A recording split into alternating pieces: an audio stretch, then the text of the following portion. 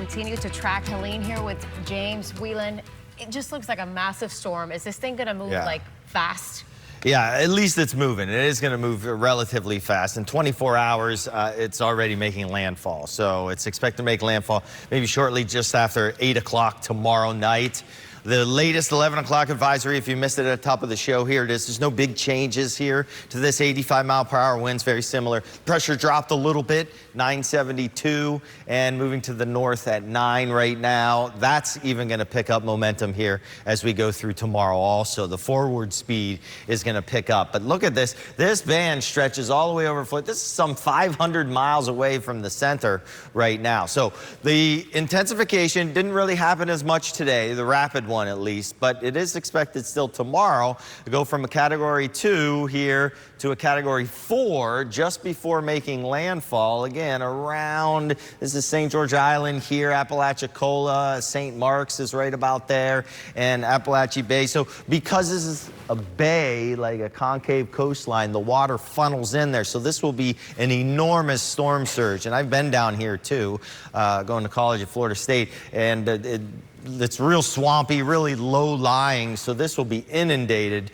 with waters there. And that stretches up right into Atlanta, too. Atlanta's a hub for the airlines. That could be some big delays there on Friday. Here's so this yellow area, so this is the wind field for tropical storm force winds, pretty much engulfs all of the state here, especially the peninsula. That's why we have a tropical storm warning out. Then, so the peak times for that are going to be from lunchtime to dinner time tomorrow. That's its closest approach here before making landfall shortly after 8 o'clock. Tropical storm warnings have been increased northward, including all of South Carolina now. But for us here, we're the same with the tropical storm warnings. We have the flood watch out also for the entire peninsula for that possibility of seeing some flooding rain. Storm surge too, even on our side of the coast, from say New Smyrna northward a couple of feet. But look at this, 15 to 20 feet is the peak here, and it goes all the way down too, 3 to 5 foot. That's just, 3 to 5 is significant, let alone 20 feet. So here's where it is now. We're just tracking this band, this outer band, rain band, move through Treasure Coast.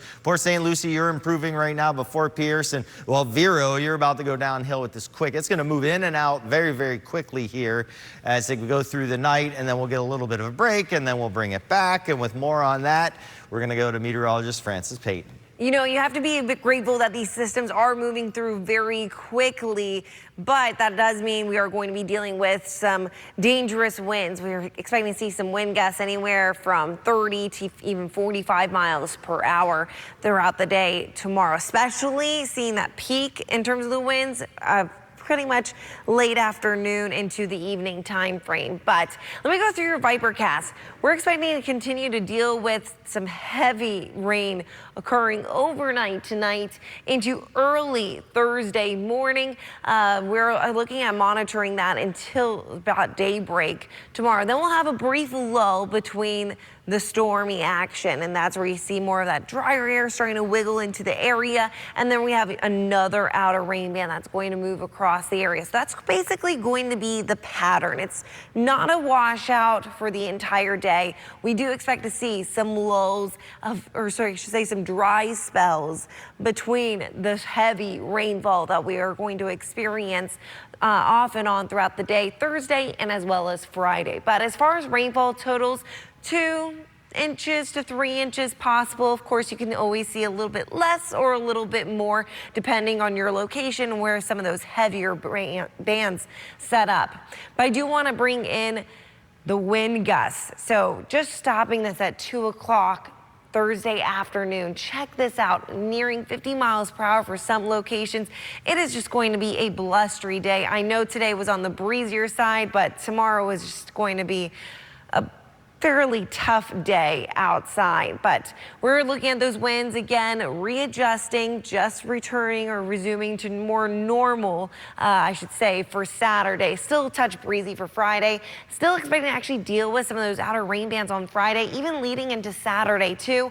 Sunday, we still have a lot of tropical moisture in play, still very unstable atmosphere. So I expect to see some more scattered storms in the forecast on Sunday. But you know what? On Monday, we get back to that classic classic Florida forecast. Temperatures are going to remain in the upper 80s for your Monday, and looking at some more isolated activity. But in the meantime, stay with WPTV as we do track this action. Make sure you do have a way to receive weather alerts to your phone. Maybe that's downloading the WPTV News app.